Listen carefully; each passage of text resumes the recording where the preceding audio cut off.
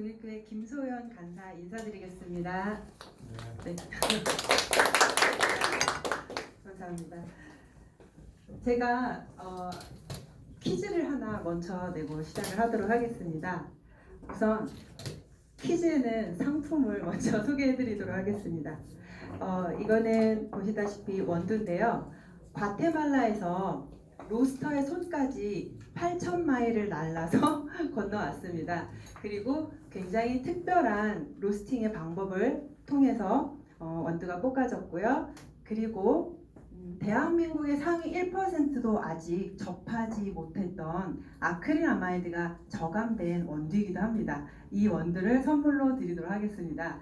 자, 제가 좀 아까 음악을 들어주세요 라고 말씀을 드렸는데요. 바흐의 땡땡 칸타타라는 음악입니다. 혹시 그 음악 가사 중에 굉장히 자주 나온 단어가 있는데요. 혹시 말씀 나누시느냐고 잘 못 들으셨을 것 같은데 맞추실 수 있으실까요? 한번 손 한번 들어봐 주시겠어요? 아무도 없으신가요? 8,000마일을 날아온 원두가 달려 있습니다. 네, 오늘의 이 주제하고도 굉장히 관련된 단어입니다. 그냥 미루어 짐작해서도 맞추실 수 있으실 것 같은데요. 아닙니다. 네, 용기 있게 말씀해 주세요. 없으신가요? 기독교들이 열등이 많아서 말합니다. 힌트요? 네, 보이는 화면에도 커피. 누가 제일 먼저 말씀하셨죠? 네, 여기 선물 드리도록 하겠습니다. 축하드립니다. 네, 혹시 옥수수 좋아하십니까? 네, 저는 근데 옥수수를 그닥 좋아하지는 않습니다. 근데 얼마 전 아는 분께서 강원도 산골 골짜기에서 너무나 귀하고 맛있는 옥수수를 50개나 선물해 주신다고 연락을 받았습니다.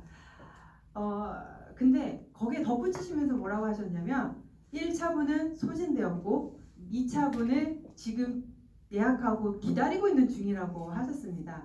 옥수수를 그닥 좋아하지 않는 저라서인지 만약에 그 옥수수를 먹었다고 해도 맛 전달을 이게 진짜 오리지널 옥수수다, 맛있다라는 표현은 잘은 못할 것 같은데 그분께서 1차분은 소진됐고 2차분은 이제 기다리고 있다라는 말씀, 그 스토리가 저한테는 굉장히 좀 새롭게 다가왔습니다. 그래서 옥수수를 좋아하진 않지만 저 역시도 그 50개를 받으면 누군가한테 선물할 때 그 옥수수에 대해서 강원도 골짜기에서 이제 날아온 옥수수라고 설명을 하면서 선물을 드릴 것 같습니다.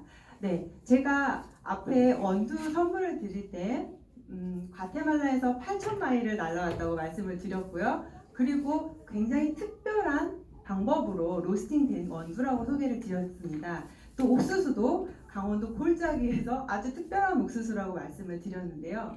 만약에 그냥 여기 선물이 준비되어져 있습니다 라고 말씀드렸거나 여기에 맛있는 옥수수 50개 선물 줄게 라고 만약에 들었다면 저희가 받아들이는 어감이나 뜻의 의미는 굉장히 다를 거라는 생각이 듭니다.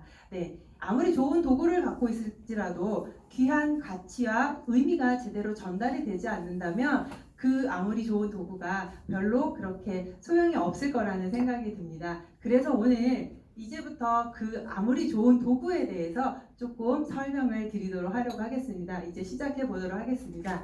자, 생각보다 굉장히 떨리네요. 죄송한데 좀 물 한 잔만 좀 부탁해 드리도록 하겠습니다. 편하게 하십시오. 네. 제가 외부 손님들만 계시니 편할 것 같은데 저희 식구들이 보고 계시니까 더 떨린 것 같습니다.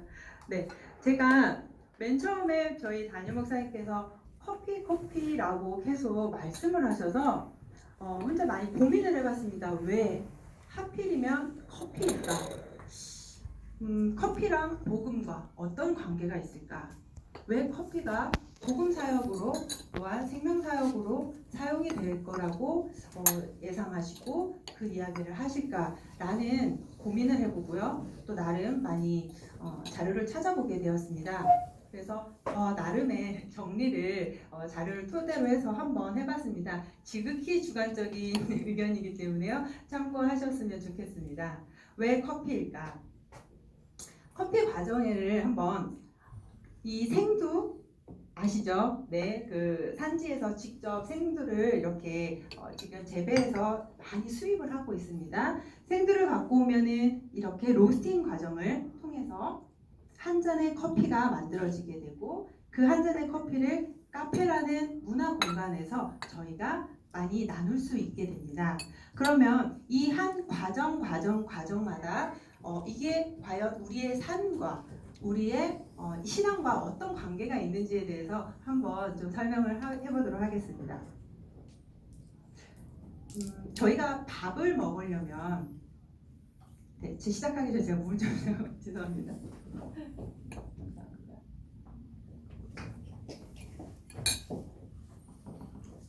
네, 저희가 밥을 하려면 잘 도정된 쌀에 물을 불려서 불을 가해서 이렇게 맛있는 쌀이 되기도 합니다. 근데 여기에 있는 생두도 생두에 불을 가해서 로스터의 손에서 이제 볶아진 원두가 결국에는 물에 의해서 걸러지면서 한 잔의 커피가 되기도 합니다. 그래서 쌀이나 생두나 이 부분을 육체적인 에너지로 비교를 해봤을 때 에너지를 내면서 저희가 육체적인 에너지를 통해서 근간이 된다면 정신적인 에너지로 저희가 해서 생활을 할 수가 있고요. 그런데 원두는 육체적인 에너지에 정신적인 에너지 더하기 거기에 각성이 되는 좀 정신적인 에너지까지도 더해지기도 합니다. 그 증거가 굉장히 생각보다 많이 있더라고요. 혹시 그 커피가 세례를 받은 거를 혹시 그 정보를 들으신 적이 있으신가요?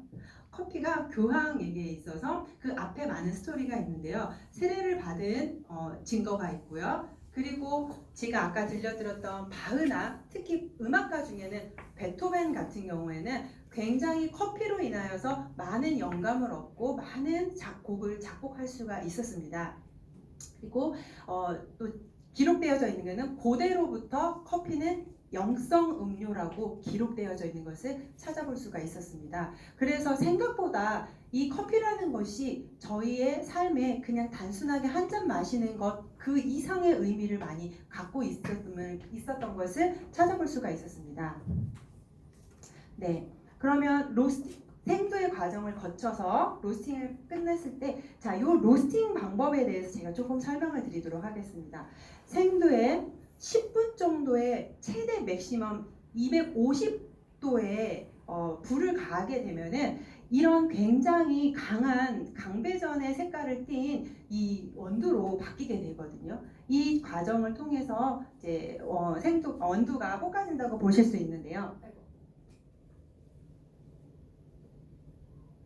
네, 이 원두 같은 경우에는 굉장히 종류도 다양하고, 그다음에 산지도 다양하기 때문에 품종과 신선도가 굉장히 아주 생각하시는 것보다 많이 까다롭고 굉장히 예민합니다. 그래서 어떤 온도에다가 로스팅을 하느냐에 따라서 신맛부터 단맛, 쓴맛까지 이런 강배전 같은 경우 굉장히 쓴맛이 나거든요. 다양한 모습을 갖고 있는 게 생두의 모습이기도 합니다. 그런데 여기에 제가 여러 민족의 사진을 넣어놨는데요.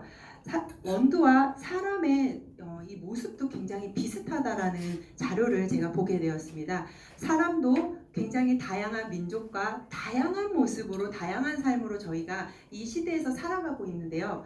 그런데 이 한 사람한테 있어서도 굉장히 다양한 모습을 저희가 쉽게 찾아볼 수가 있었습니다. 그런데 이 생두와 사람에게 똑같은, 이거는 신학적으로 제가 한번 기록되어져 있는 것을 보았는데요. 똑같이 불을 가했을 때 이 딱딱한 생두가, 지금 제가 앞에 원두를 일부러 좀 컵에다 담아드렸는데요. 지금 입속에 넣고 씹으시면은 바로 고소한 맛도 느끼실 수 있거든요. 그래서 잘 원두채로 드시지는 않지만 이 생두를 씹지는 못하시는데 불을 가했을 때는 이 원두를 씹으셨을 때 충분히 드실 수 있을 만큼의 딱딱한 모습으로 바뀌게 되고 또한 저희가 이렇게 맛있는 커피를 먹을 수 있는 맛까지도 날 수 있습니다. 사람 또한도 저희가 이제 여기 교회다 보니까 네, 사람에게 뭐 불세례 혹은 이제 성령의 불이 이제 임했을 때는 굉장히 새로운 사람으로 거듭난다라고 저희가 알고 있고 그렇게 믿으면서 살고 있는데요. 그 기록을 보면서 제가 굉장히 많이 공감을 하게 되었었습니다.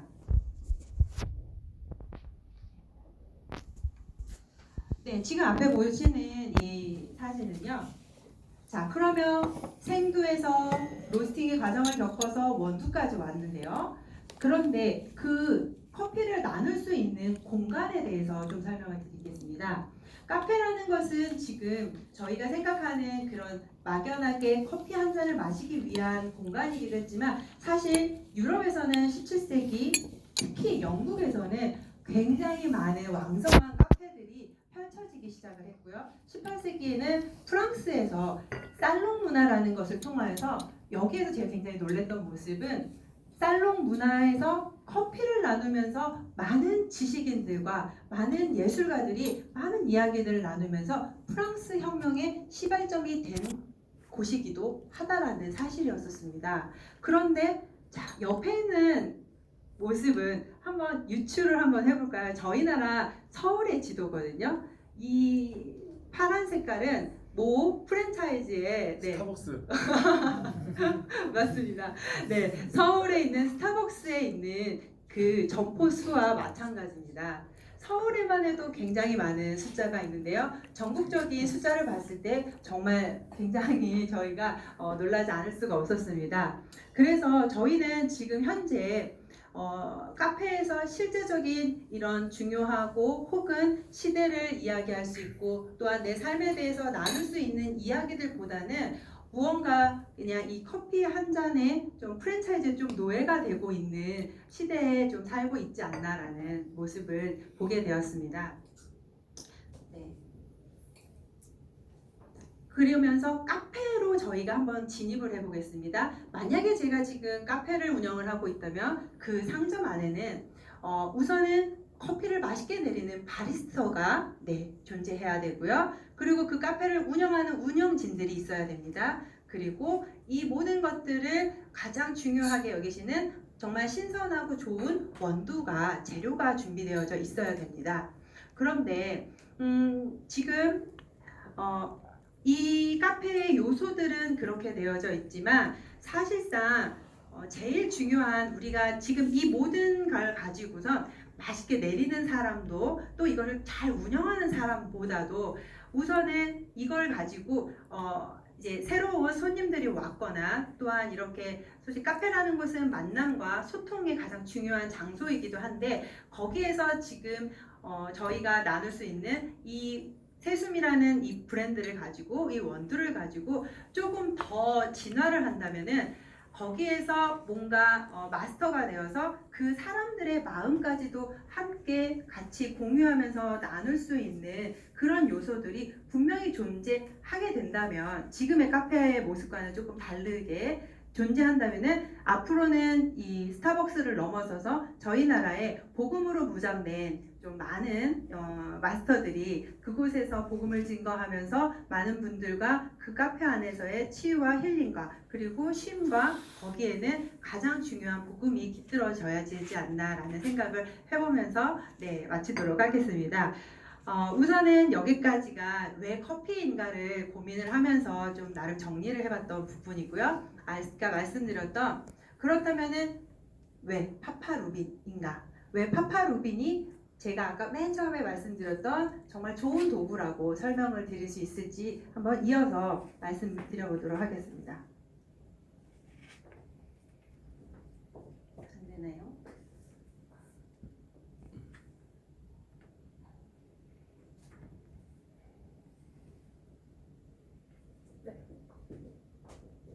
네.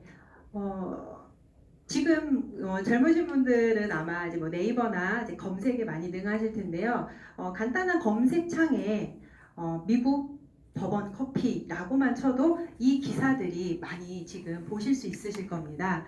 미국 버번 커피라는 거를 이제 검색을 하셨다면은 거기에 보면은 아크릴 아마이드라는 단어가 굉장히 많이 반복해서 나오게 될 텐데요. 아크릴 아마이드는 그냥 쉽게 발암 물질이라고 생각하시면 됩니다. 저희가 지금 많은 건강에 대해서 생각하고 있는 시대이기 때문에 발암 물질 없는 음식을 많이 찾기도 하시고 발암 물질을 절대로 먹어서는 안 된다라는 정도는 누구나 다 알고 계실 텐데요. 저희가 지금 여기는 없습니다만 저희가 그냥 쉽게 나가서 사 먹는 커피에는 아크릴 아마이드가 많이 함유가 되어져 있습니다. 그런데 검색창에 검색을 하셔서 미국 버번 커피 치시면서 쭉 따라오는 기사들을 보시면은 거기에는 한 잔에는 아크릴 아마이드가 굉장히 소량으로 되어져 있어서 우리 건강에 해롭지 않습니다 라는 그런 논문들도 굉장히 많이 올라와져 있습니다. 그거는 무엇일까요? 라는 의문을 갖게 되실 텐데요. 그 논문은 사실상 저희가 이제 이거는 뭐 내부적인 이야기도 있지만 좀 대형 프랜차이즈에 의한 좀 힘에 의해서 그런 논문들도 사실 많이 발표되었다라는 이야기를 관계자한테 제가 들은 적은 있습니다. 그래서 그 사실 여부는 확인할 길은 없지만 가장 중요한 것은 어떤 곳에 그 이야기를 한다라는 것보다 저희 입장에서는 아크릴 아마이드가 저감된 커피가 있다면 그 커피를 선택해서 마시는 것이 현명하지 않나 싶습니다. 그래서 지금 앞에 저희가 따라드렸던 이 파파루빈이라는 커피에는 실제로 아크릴 아마이드가 거의 제로라고 보시면 됩니다. 발암물질이 제로라고 되어져 있다고 보시면 되는데요. 그래서 여기 이 사진을 보시면은 한국분석기술연구소에 제가 직접 가서 사진을 찍어 왔는데요. 여기에서 실제로 이 원두를 가지고 아크릴 아마이드가 있는지 없는지 성분 분석하는 것을 제가 보고 왔습니다. 보고 왔는데 이렇게 실제로 이런 특허를 내서 지금 한국에는 이 커피 외에는 아크릴 아마이드 저감된 커피는 없다고 보시면 될 것 같습니다. 아까 이제 앞에 설명해 드린 것처럼 커피 맛에는 뭐 신맛, 구수한 맛, 이제 다양한 맛들이 있는데요. 그 다양한 맛들에는 이런 지금 보이는 뭐 사과산이나 호박산 이런 많은 성분들이 같이 포함되어 있기 때문에 그런 말들을 로스팅 과정에 의해서 보여질 수 있다고 보시면 되고요. 자세한 내용은 앞에 드린 팜플렛에 다 적혀져 있습니다. 이 도표를 한번 봐주시겠어요? 여기 보시면은 커피의 유효 성분에는 아크릴 아마이드, 폴리페놀, 플라노보이드, 클로로겐산, 카페인 이렇게 되어져 있는데요. 여기 보시면 여기 아크릴 아마이드에는 거의 없다고 보시면 되는데요. 이 성분 분석표가 모든 파파루빈 커피에는 다 붙여져서 언제든지 누구에게든지 이 부분을 정확하게 설명해 주시고 그 커피는 이런 커피다라고 말씀해 주실 수가 있으실 겁니다. 지금 파파루빈 원두 생산지는 다양한 나라에서 이렇게 해서 취급이 되고 있고요. 그렇다면은 왜 커피인가를 설명해 드렸고 파파루빈은 아크릴 아마이드가 저감된 커피라는 걸 가지고 무엇을 하려고 교회에서 이 사역을 시작을 했을까?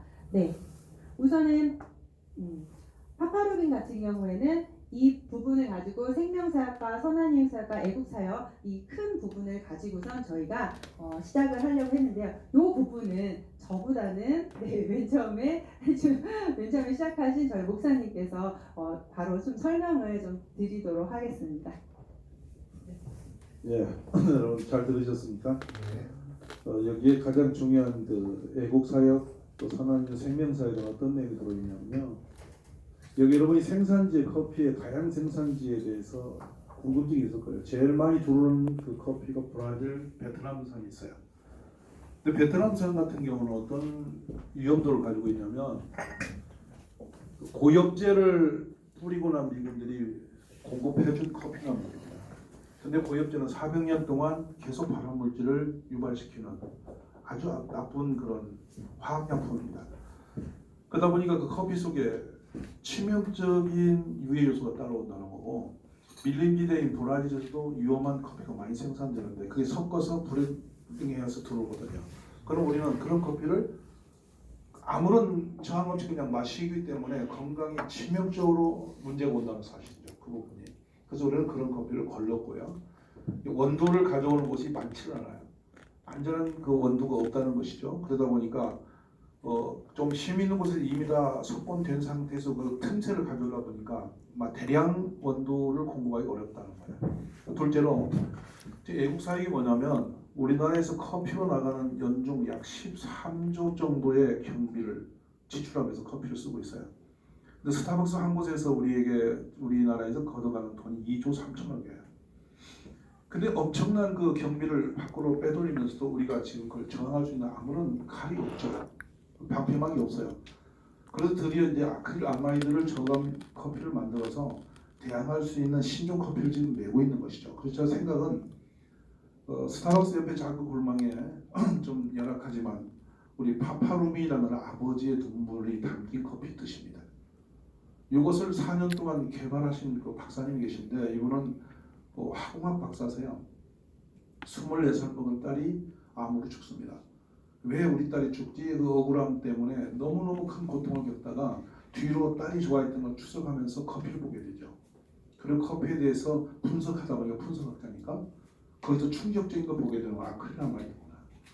아침부터 빈속에 우리 딸이 큰 빅 사이즈의 커피를 들고 다녔지. 그 하루에 종일 커피를 옆에 놓고 살았어. 근데 이게 대장암으로 갔고 온몸으로 번지는 암의 요소가 되었구나. 몸이 이미 암 요소가 들어오니까 저항 못해서 암으로 죽었구나 생각하면서 연구를 하다가 4년 동안의 연구 끝에 나온 커피예요. 그래서 이 커피를 이제 우리가 복음적으로 활용하기 위해서 그분도 목사님이니까 그 보급창을 저로 활용하시는 거예요. 저는 이제 공급하고 그분을 생산하면서 같이 이렇게 연합 사역을 하고 있는 거죠. 근데 세 번째는 이제 이게 선한 이웃 사역이란 무엇이냐면 지금은 복음을 전할 수 있는 통로와 창구가 막혀가고 있어요. 아파트에서도 지하 4, 5층까지 지하에 이제 주차장이 생기고 접근과 사람이 만날 수 있는 시간이 없어요. 어린아이들도 학교에서 사람 못 만납니다 지금. 그럼 모두가 다 불법이 되어 있어요. 그러면 스스로 찾아오는 사람에게 설득력 있는 매개체로 뭐를 쓸 것이냐라는 것이죠. 문화사역이 이제 우리 눈에 들어오는 거죠. 근데 문화 중심에 뭐가 가장 많이 사람들이 호감을 줄 수 있을까 하면서 생각한 것이 커피예요. 그냥 커피는 기호식품이잖아요. 선호도가 있으면 그 커피를 맛본 사람 그 커피만 먹게 되죠. 제가 이거 한 6개월 가까이 지금 이 파파로미 커피를 공급해 보는데요. 이 커피를 맛본 사람은 다른 커피를 못 먹더라는 얘기예요. 이거 아니고는 안 된다는 거죠. 왜냐하면 맛이 다르고 결이 다른 거예요. 커피 내용이. 그러니까 여기에 선호도에 딱 꽂히면 여기 그냥 거의 매어지는 이제 선호도는 우리의 이제 멤버십 되는 거죠. 그래서 이거 승부수는 있겠다. 지금 그 단계까지 와 있는 거예요. 그래서 그리고 이 커피의 히스토리가 대단히 많습니다. 이 역사가. 이거를 많이 알아서 이해돼서 제 생각은 이런 거예요. 교회 옆에 작은 카페가 열리고 그 카페에서 목사님이 섬기면서 사람을 만나고 교제를 하면서 커피 스토리를 전하고 역사를 전하고 거기다가 묻혀서 복음을 전해서 그들을 변화시키는데 이 활용 매체를 쓰면 참 좋겠고 또 이 매장에서 나오는 수익의 몇 %를 선교로 해서 우리 목사님들에게 선교비를 후원해서 교회를 살리는 일이 되었으면 좋겠다. 저는 그런 꿈을 가지고 이 커피 사업에 지난해부터 이제 계속 기도하고 있는 중이거든요. 지금 현재 우리나라의 그 교회 분포도가 이번에 코로나 때문에 확실하게 드러났어요. 7만 8천 교회가 있더라고요. 그런 이제 실천신학대학원에 있는 정재영 교수가 실제적으로 조사한 내용이에요. 가장 근간에 가장 확실한 조사 데이터입니다. 근데 7만 8천 교회에 26%의 교회가 36% 교회가 미자립인데 어느 정도 미자립이냐? 24% 가까운 교회는 제로 상태입니다. 사례가 전혀 제로 없는 한 푼도 사례가 없는 목사님들이 섬기는 교회가 23% 수준이에요. 그리고 나머지 그 교회는 연 1,000만 원 미만의 사례를 받고 있는 아주 열악한 교회야. 그럼 이 목사님들은 뭐 하고 계시지? 어떻게 교회를 유지하지 봤더니 한밤에 대리운전 기사가 제일 많아요. 그러면 생각해 보세요. 목사님이 복음을 전하지 못하고 술 취한 사람 집에다 태워다 주고 업어다 주고 그 경비 받아서 먹고 사는 것이 목사라면 너무 비극이잖아요. 그 그러다 보니까 사명 때문에 놓지도 못하고 십자가 걸어놓고 월세에 매달려서 대리기사 하고 있고, 사모님은 그 지금 복지라는 일 쪽으로 제일 많이 사역을 하시는데 이게 요양보호사예요. 노인들 가서 섬겨드리고 기저귀 갈아드리고 빨래해드리고 그 작은 돈 가지고 와서 교회를 유지하고 있는 거죠. 그 다음에 성도가 없어요. 새벽 기도도 못해요. 이 기도 자체가 사라지면서 겨우 그냥 생명 유지하는 그런 상태죠. 그렇다면 우리가 어떤 그 선교비를 일시적으로 지원해봤자 그 교회를 안정되게 자생할 수 있도록 도울 방법이 없어요. 저도 해보지만 19년 동안 매달 공급해도 그 교회는 여전히 미자립으로 있는 거예요. 그냥 복음을 전할 수 있는 기력이 없는 거예요. 그래서 이제 안전하게 목사님이 사람 만날 수 있도록 하고, 그래서 교제하게 하고 복음을 전하게 하고 기본적인 생계를 후원하는 그런 조직이 전국으로 생기면 복음이 좀 더 강하게 좀 세워지지 않겠냐, 이런 이제 소망을 가지고 있는 거죠. 그래서 이 커피는 단순하게 여기서 멈추지 않는다. 그래서 우리 댓글 보고 제가 커피의 역사와 시스템을 더 많이 연구해라. 그리고 우리나라에서 제일 많이 나와 있는 게 바리스타입니다. 이 바리스타 속에는 치명적인 역사가 들어있어요. 파고 들어가 보니까 뭐가 들어있냐면 식민지 의식이 들어있어요. 이건 놀라운 일이죠. 그래서 최고 비싼 그 기구들과 훈련된 그 방법들을 가지고, 일본에서 나온 것들은 여러분 이렇게 들어갈 때 물을 뱅뱅 돌리면서 몇 바퀴 돌리고 어쩌고 하는 게 전부 다 가짜입니다. 아무런 의미 없는 건데 그렇게 하는 줄 알고 하니까 전부 다 노예처럼 돌리고 있는 거예요. 이게 수백 년 그 짓을 하는 거예요. 가르치는 대로 배우고 또 그래야 되는 줄 알고 있는 거예요. 그 다음에 우리가 지금 커피 머신 기계도 전부 다 보면 속에 부품은 뭐 일제고 겉은 이태리제예요. 근데 이거 몇 천만 원씩 갖다 놓거든요. 근데 그 커피 내리는 방법도 제가 직접 해보니까 그렇게 안 해도 얼마든지 더 좋은 커피를 내릴 수 있는데 거기에 우리 꽂혀 있는 거예요.